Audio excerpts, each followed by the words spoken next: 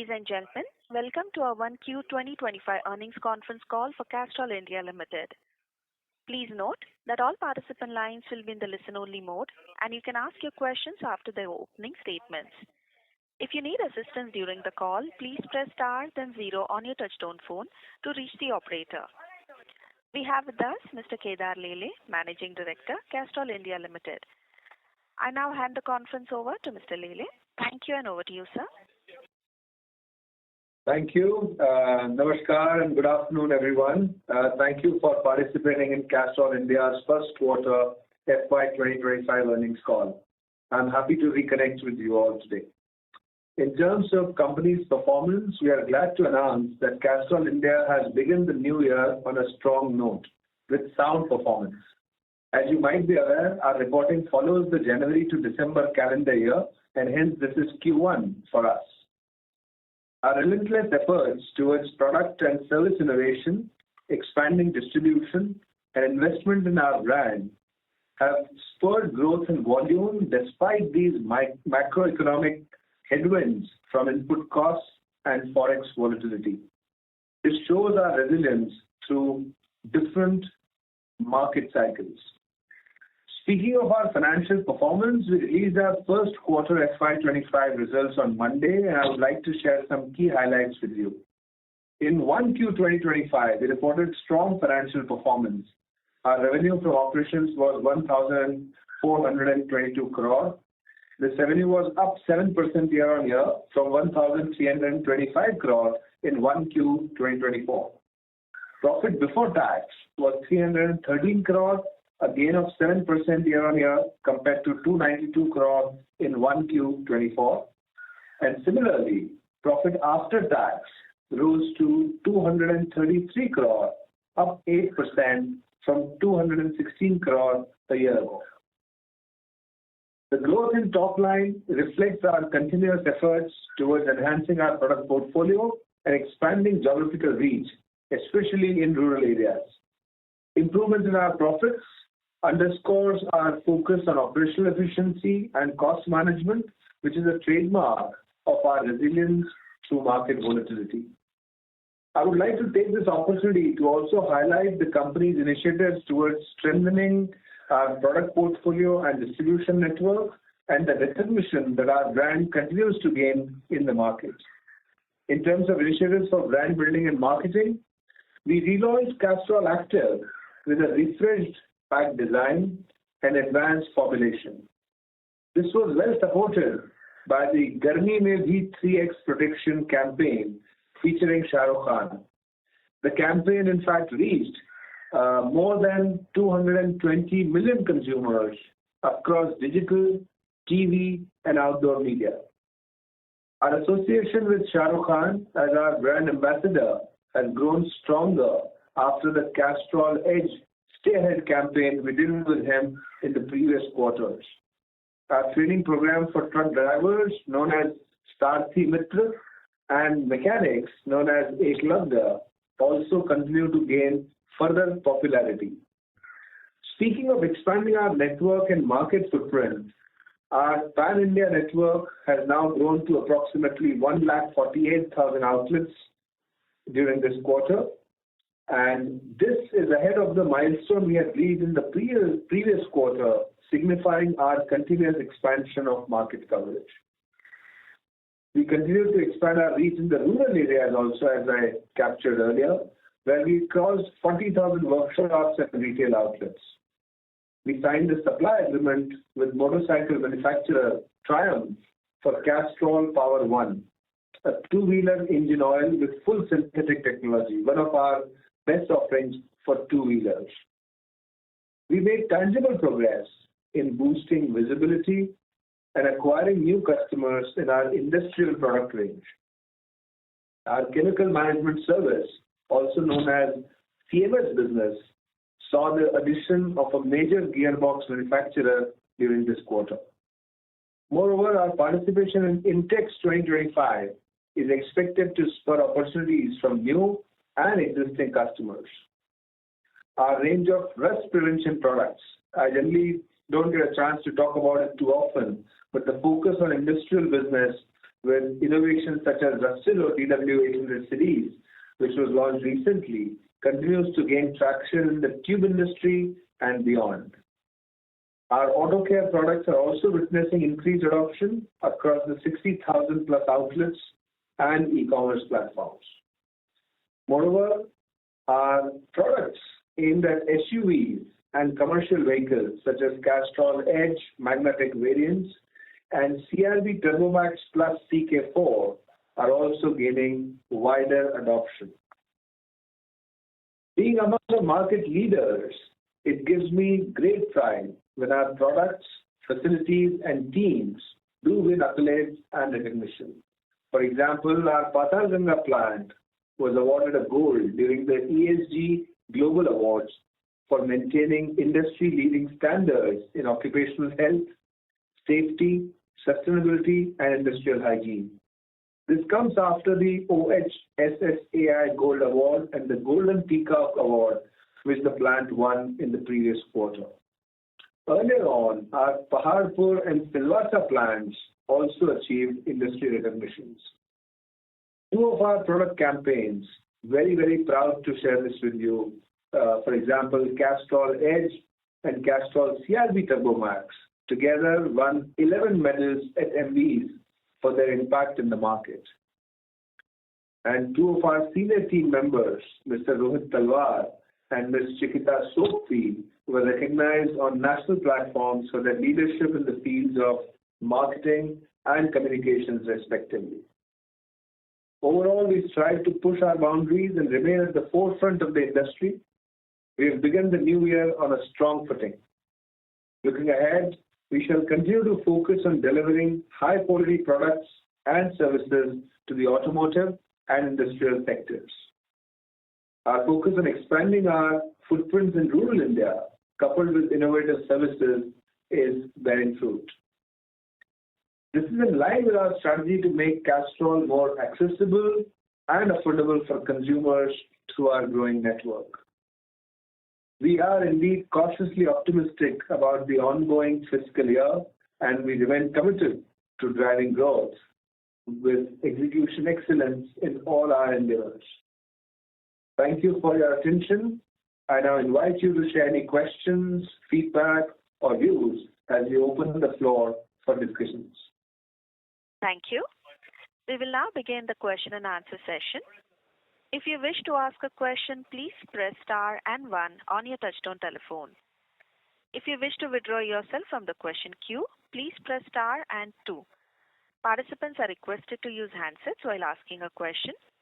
Also, in lieu of the time, we will stick to 2 questions per person. If you have further questions, kindly rejoin the queue. Ladies and gentlemen, let us wait for a moment while the questions come in.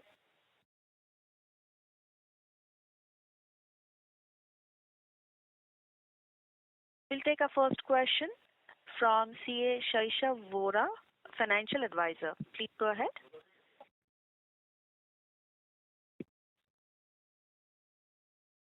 CA Vora, please unmute your line and go ahead with your question, please.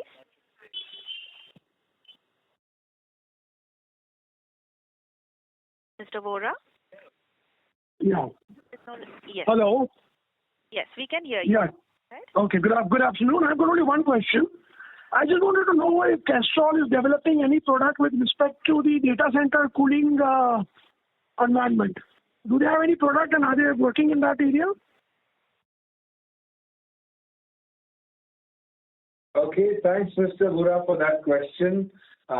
In fact, in the last quarter's analyst result, also this question had come, and so did it before that. And you will be happy to know that we've been working already with a bunch of data centers across the world where the coolants for immersive cooling as well as direct-to-chip cooling technology has been adopted, developed, and now being prospected with large data centers who are moving from ambient cooling to coolant-based cooling of their CPUs and processors. It's a business which will expand in the future, and Castrol, with its own range of products, is already playing a role in not just partnering these large hyperscalers, but also with data center providers. I am not at a liberty to express the name of the prospective customers with whom we are working, but in due course of time, as we close those contracts, I'll be very happy to share it with you and other people. Thank you very much. Thank you, sir. Thank you. We'll take our next question from the line of Nitin Tiwari from Phillip Capital. Please go ahead. Hi, good day, and thanks for the opportunity. Can you provide some more color, please, on...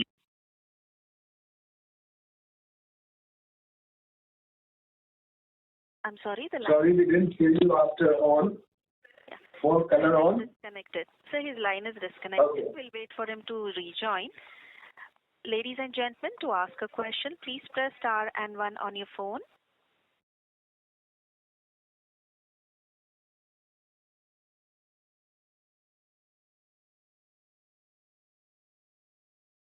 Yes, we have Mr. Nitin Tiwari back on the call. Mr. Tiwari, your line is Yes, sure. No worries. Thanks for the opportunity again, and a good day to you. Just wanted some more color and understanding on your volume mix. So what was the volume number in this quarter? And if you can provide some more color in terms of a breakup between your automotive and industrial segments, and also within automotive, if you can help us get some more understanding around what is the volume that is going towards your mid-market segment products, and also in the rural areas. So that would be one. Okay. Yeah. Great question, Nitin. So quarter on quarter, from Q1 2024 to Q1 2025, we have grown volumes by 8% at an overall level. Higher proportion of our volume growth comes from automotive segment because that's almost 85% of our business. But I should first say that all parts of our automotive segment, which is commercial vehicle, cars, two-wheelers, have grown handsomely in this quarter. Volume growth in commercial vehicle has been in double digits. Volume growth in cars has been in double digits, and volume growth in two-wheeler business has been high single digits. Industrial, on the other hand, has also grown in single digits, but that's a business that grows slowly and then builds momentum. Both urban and rural part of our business have shown progress in both volume as well as profitability. I'm especially delighted about our expansion in rural because at the end of this quarter is also the season of agriculture that starts, and we are continuously expanding our presence in rural areas, and rural is now contributing to a handsome percentage of our business, and we'll continue to expand there because increasingly, as I said in my last analyst call, more than 50% of two-wheelers sold in the country now are coming in rural areas, and we are the market leaders, absolutely market leaders when it comes to two-wheeler brands that we've got, and by a sizable margin, and that's why I'm saying absolute market leaders there. Otherwise, we're market leaders in other two spaces also, and that gives us great confidence for not just this quarter, but also for time to come. Great. That's really helpful. So, so if I understood this right, I mean, you mentioned that your automotive segment has really grown very well, where you mentioned that cars have double-digit growth and two-wheelers high single-digit, and industrial also high single-digit. I think that's the right summary, right? And you also mentioned that your rural segment has been growing very well. But any broad, sort of percentage bifurcation we have between the urban and the rural sort of demand that we are seeing for our products? See, Nitin, I'll give you a construct instead of absolute numbers. Okay. And all of us have been saying that 35% of population stays in urban, 65% of population in rural, more than 50% of two-wheelers are now being sold in rural, but vehicle park is more urban-centric, right? Which is, the total number of vehicles that exist in India. We have about 45 million cars, we have 240 million bikes. It's largely urban. rural expansion for automotive and the lubricant space has only started in the last few years. So the contribution, if I were to say, will actually make it very, very visible to rest of the world. And I do not want to make that visible at the moment. But suffice it to say that growth has been in double digits, expanding very healthily, and comes at similar profitability. So we are not on profitability challenge when we go to rural. That's the power of a leader's distribution strength that we see across the country. So it's a good space to be expanding in, and we are very happy about it. Sure. Thanks for that color and congratulations and all the best to you guys. Thank you, Nitin. We'll take our next question from the line of Harshit Nagpal from Yes Securities. Please go ahead. Good afternoon, sir. Sir, two questions. One on the EBITDA margins that have been slightly lower to a lower band of 22%. Any particular reason for that? And second, more on the fundamental side, so the EV liquid that we have said that we work with the OEMs and everything and all. So is it that, so how does that work? Is it for a longer period of time? Or is it just that when we send for a car for services and the ICE engine, the person who's servicing the car changes the liquid? How does that fundamentally work? Just a better understanding on it if you could give some. Okay. All right. First thing first, thank you, Harshit, for the question. I noticed that you do attend our call regularly. The EBITDA margin that you're talking about is, of course, at the lower end of the guidance that we have given for a while now, which is 22 to 24 odd percent. This was a quarter when I had to take a decision for balancing the volume growth and profitability while also ensuring that a large number of consumers get to see the Shah Rukh Khan's participation with Active and the expansion that we're doing. So we invested a bit more for fuel for growth that should be advertising and support or promotion budget that we have, and that has helped us gain that momentum. So, and could we do a little better? We could, but this is the right time to invest ahead of the time so that rest of the year we get the benefit of that momentum. Second comparison that we should always do is not quarter on quarter, Q4 to Q1 for calendar year, but year on year between Q1 last year to Q1 this year. So when you look at that number, our PAT growth is 8% between the Q1 of last year versus this. And that's very, very healthy. Because Q4, people, all of you as analysts with a sharp eye know that for the last 2 years, Q4 happens to be a quarter when our profitability expands due to the volume benefits that we get from our large global suppliers of volume material that we purchase.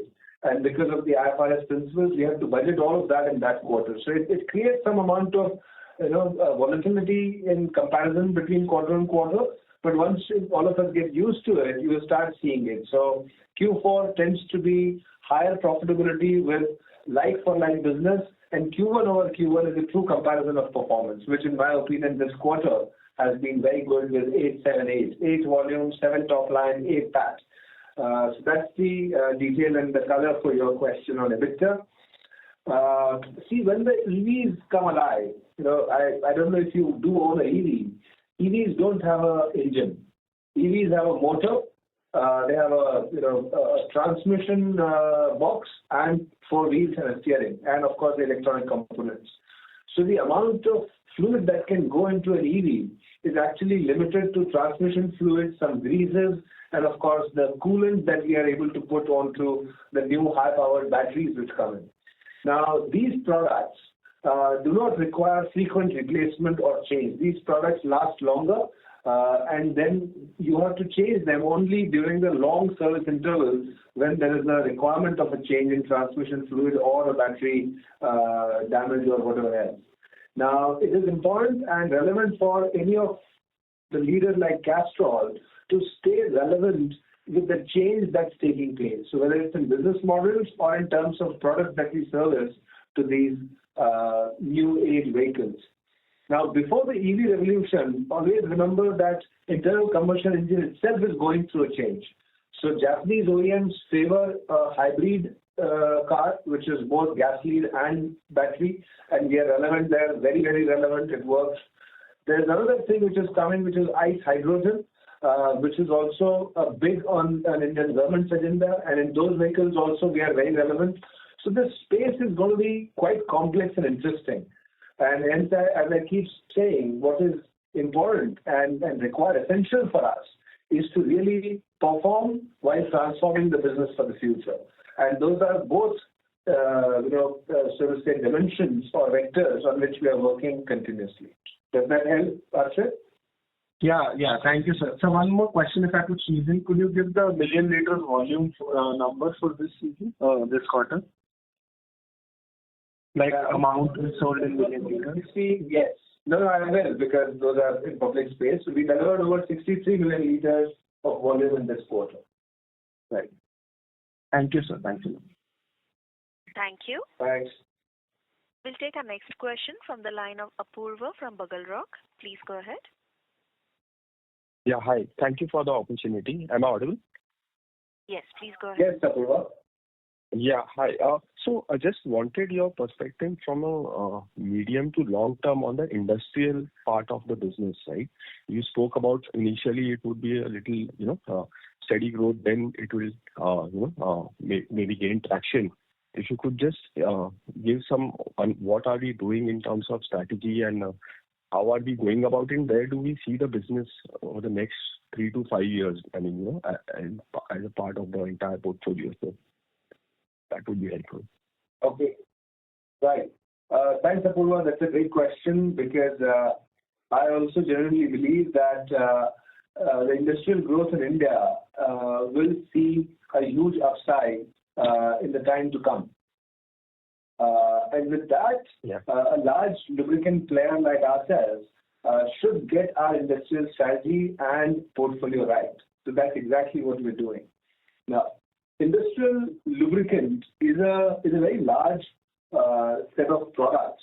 And if I were to define them for you, it has general industrial oil, it has products like treating fluids, cutting oils, rust preventers, forming oils, and so on and so forth, right? And we are a large player when it comes to rust preventers as well as metalworking fluids. Hydraulic fluids, industrial, general fluids or general industrial tend to be low margin, high volume products. And that's where some of the large, national oil companies play a more key role because they also create a more sticky solution for industries offering fuel, which could be diesel, petrol, gas, and along with that lubricants. Now, we have to play the role of being a specialist, high quality, specific industries that require our products. For example, I spoke about rust preventers for tube industry, or I spoke about the chemical management solution that we can offer to chemical industries or industries like steel and cement in the future. We are big on not just automotive components, but also in metalworking industry. That's why we participate in Intex. In the future, the electronics industry that expands in India, we are seeing electronics manufacturing coming in here, will also require specific fluids, which is what we make. So this part of the business has been, it's not been very large. It's about 12-15% of our business. And it will grow over a period of time because, industries are tough customers who require long-term testing to begin with. And that post-testing, once they switch, then they stay with you for a long period. And that's exactly what our strategy is. Create products which are high quality, technologically advanced, work with large number of prospects, offering the trials, technology support, and then convert them into the customer base that we can then grow over a period of time. So that's the strategy, Apurva. And I'm very enthused about what we will be doing because we have a dedicated team led by a leader for industries, very well supported by the technical team here and R&D team, not just here, but also in UK and Germany. So that's the plan, and we are here to stay and expand industrial business. Just a follow-up on this. In terms of, addressable time, there are many segments in the industrial which we spoke about, right? What is the addressable market that we are focusing on? Just as a, a ballpark, I know it would be a bit, since we are not doing the hydraulics and, which are the volume products, but what is the time size that we would look to address in the future? Maybe not now, maybe 3 to 5 years. And in terms of margins, since industrial customers, right? Difficult to break in, but are the margins, just some color on that, Yeah. Some color I can certainly offer. See, I think, Apurva, you seem to be an analyst of the segments, so you know what we are talking about. Industrial oils and fluids tend to be a very large market. And if you were to think about, the billions of liters that it runs into, the relevant TAM for us will be about 30% of that volume. And that 30% volume also gets chosen because of its healthy gross margin that a partner or a supplier like us can make. It tends to be lower margin business than automotive, but remember, it does not have the advertising and support spends of a consumer business, aftermarket business that we do. So all of that margin typically ends up coming into, more of that margin ends up coming into EBITDA. So it's a sustainable business. Sustainability of that business is very comparable to our overall business where we talk about 22 to 25% EBITDA as the principle with which we have been operating in the past. So I don't see a reason why we should not be growing industrial, because it is healthy, it is consistent long-term partnership, and it is technologically advanced. So that, once you get in and start working with a customer, you actually develop long-term partnerships. So that's the way forward. So if I can just summarize, 30% of the addressable overall industrial time that we are looking to due to gross margins and EBITDA margins, if not similar, but little in the ballpark range of the automobiles. Is that the right way to look at it, right? I would say that, because you're talking 3 to 5 years, that would be very clear. Yeah. Okay. And the pickup you see, maybe generally what is the customer cycle? If you start testing now, how much time does it take for you to, onboard a new, industrial client, and so that it becomes sticky? Just trying to understand the cycle. Yeah. So that would be my last. That's the third question, Apurva. But I will still answer. I'm sorry for that. Yeah. We will go off this conversation. Yeah, sure. It does take time. Some customers convert in 4 weeks. Some take about 6 months, but the average, in my opinion, is about 8 to 12 weeks cycle time. 8 to 12 weeks. Okay. So in that cycle, we should see maybe next 1.5 years some progress on that. Yeah. Okay. Thanks. Thank you so much for answering all the questions. Yeah. Thank you. Hope to connect with you. Thank you. We'll take our next question from the line of Nishant Chauhan from Geojit. Please go ahead. Yeah. Hi, sir. Am I audible clearly?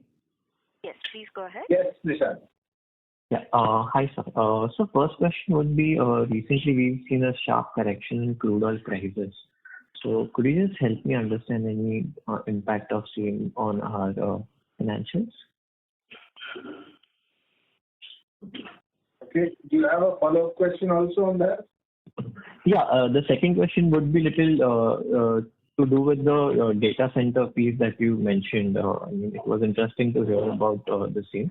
So if you can just, share some more data, like what percentage of revenues it currently forms for us, and what is the TAM that we could possibly see in this segment. That's it. Okay. So first thing first, Nishant and all other listeners, we keep talking about the fact that while base oils are made out of crude oil, the correlation between the prices of crude oil to base oil is very low. We don't see high correlation between the spot prices or the monthly prices of crude oil to base oil. It's because of several reasons.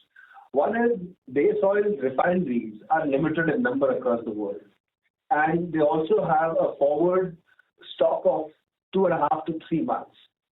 So depending on the crude oil availability and the projection of prices is how refineries decide at what price would the base oil be sold in the quarter in the future.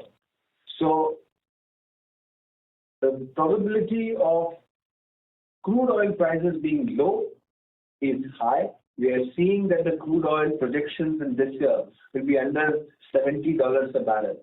With that, we should be able to project a number, though with low correlation of base oil pricing also. So when we run those models for next 3 to 4 quarters, I see that our net prices landed in India will be more or less similar and range bound as it was last year. So last year also the crude was not at $80. This year also when crude went to 65, it's in range bound between 68 to 70, so not very different. However, what you might have also seen is the forex impact. Last year when it was, if landed price 2 rupees a liter higher in the base is actually getting affected by forex, which is now 2 to 3 rupees more expensive. So net, if I look at next 2 to 3 quarters, as I stand today, it looks like our total cost will be range bound and will not be very different as far as base oil is concerned. But remember, base oil makes 50-60% of the cost. There are also additives. There are also the cost of conversion and other things which go into making lubricants available in the market. So base oil answer, range bound with forex headwind should look more or less similar to what it was last year. So I'm not being excited too much with crude oil actually going down and profitability being jacked up because of the base oil being low correlation to that. So that I hope explains to everyone also, because it's a very frequently asked question by everyone. Now coming to data center piece, it's a classic example of future being bright for a product which today has been developed and is being prospected upon. Now, if you're talking only India, you would know better than I that the number of data centers in India are run by 4 or 5 large companies, right, which are of repute. And as the data centers requirement in terms of processing power goes up, the heat that these processing generates, for example, last couple of weeks, all of us were trying to convert our pictures into something which is inspired by a Japanese cartoon, if you remember. We are seeing a lot of profile pictures coming out of that. That picture when it gets created actually generates tremendous amount of heat on the server or the processor that's making it. How do you control that heat? Today it's done through air conditioners. Tomorrow that heat is so high that air conditioners will be ineffective and you'll have to dip those processors and CPUs into coolants, which are nothing but oil coolants. It is similar to a 2-wheeler being air-cooled and a 4-wheeler being oil-cooled. So it's the same thinking, just that a new way of running data centers will be required. So in the future, when you walk into data centers, you will see large containers and tubs filled with coolants in which the processors will be fully dipped, and you will see them inside the oil. And that, of course, will do heat management. That is the technology. Now, this requires not just the civil work, but hyperscalers who have to work with people who design those tubs, people like us who design those coolants, and people like hardware manufacturers like Dell and HP and others who do those machines which can remain safe dipped in oil. All of this is happening at a good speed across the world. Today, those numbers in our P&L are negligible. But 10 years from now, would they be significant? The answer is yes. Would that be a new segment where we have not operated? The answer is yes. Would that be profitable? Surely. Are we doing everything to get there? For sure, 100%. So the point being made is, these are areas which will transform the business. We have to be ready with technological understanding, innovation, route to market, and the design thinking in order to be growing our business in sectors which are going to emerge in the time to come. And that's the journey, Nishant, if I'm able to explain. No, sir. Thank you. Thank you so much for your detailed explanation. For points clarification. Thank you. Thank you. We'll take our next question from the line of Abhinash S. from Nafa AMC. Please go ahead. Hi, sir. Am I audible? Yes, please go ahead. So I have two questions. So this quarter, I noticed that your other cost expenses on a year-on-year basis as well as on a quarter-on-quarter basis is roughly about 40-45 crores than the usual range of say 250 to 260 odd crores. So what is the reason for that? That's number one. Number two, the global parent has announced a strategic review of Castrol business. So is there any preliminary discussions or directives from BP PLC to the Indian operation? So if you could just throw some light on it, that will be great. Thank you. Right, Avinash. Let me answer your second question first. Right. So BP announced the strategic review of its Castrol business globally with the intention of accelerating Castrol's next stage of value delivery.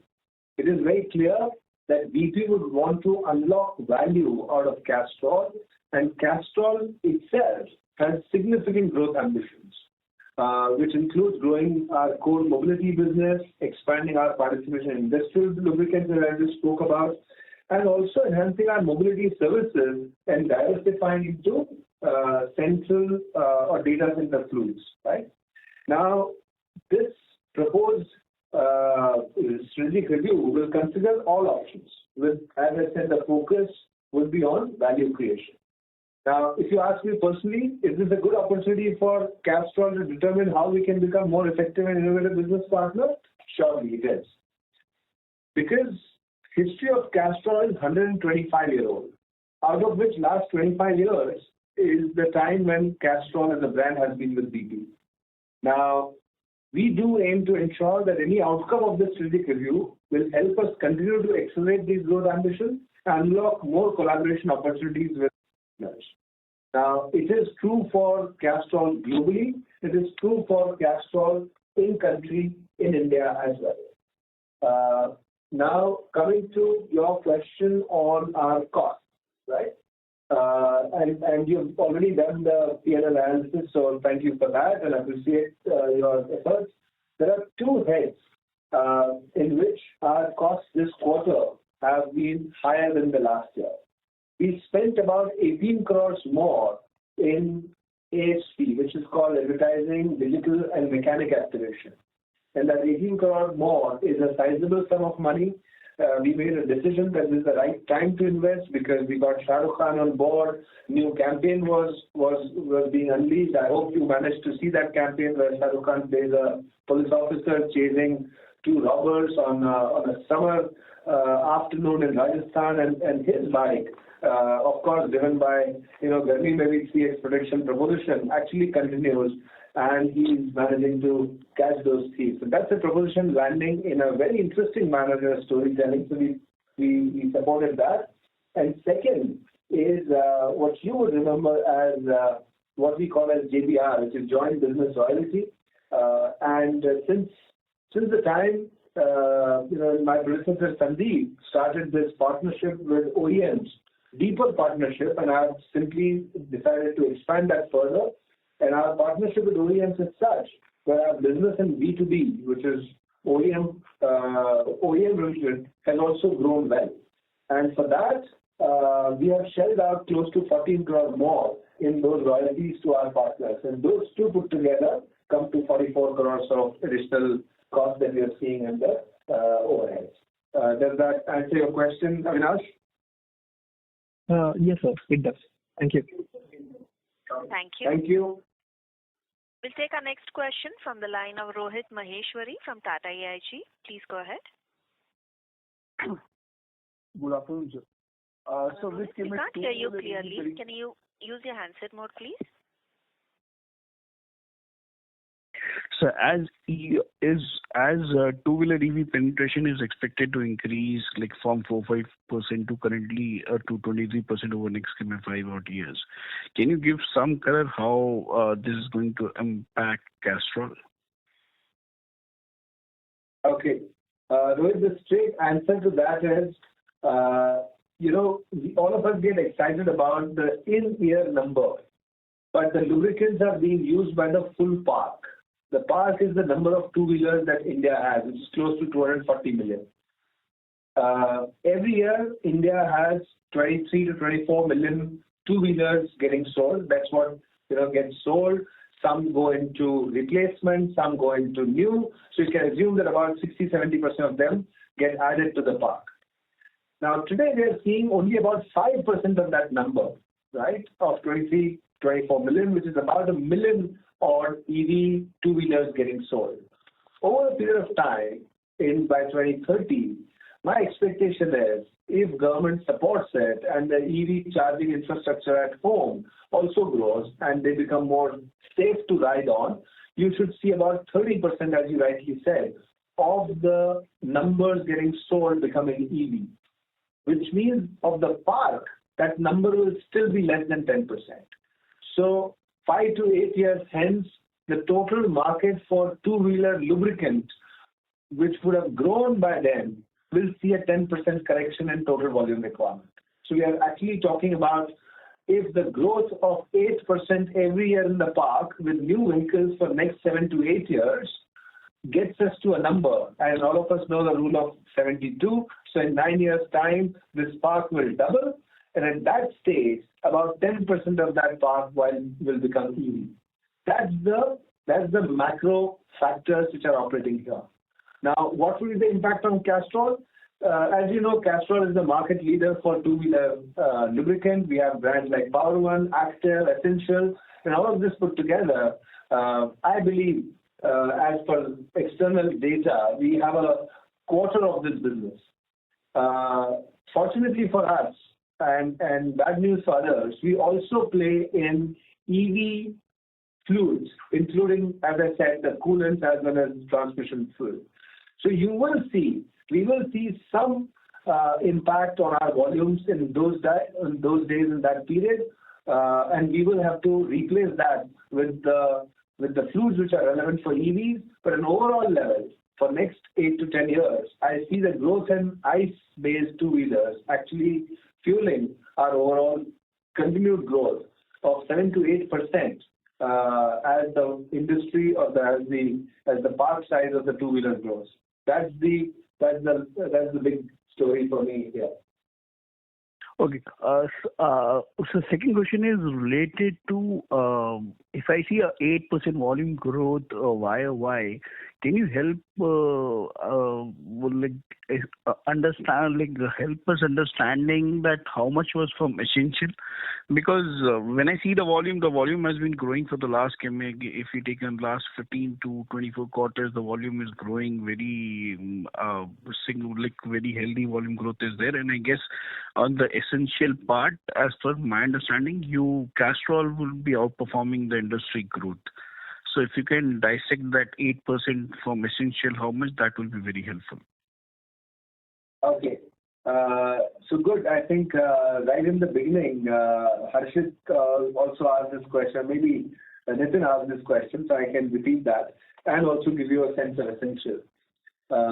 First is this 8% growth in volume is fueled by holistic growth that we have seen in commercial vehicles, in cars, and in two-wheelers. As I said, our commercial vehicles and cars have been in double digits. Our volume growth in two-wheelers has been high single digits. Having said that, why did we launch Essential? And I have to keep talking about it because it does make sense for our kind of industry and our kind of segment.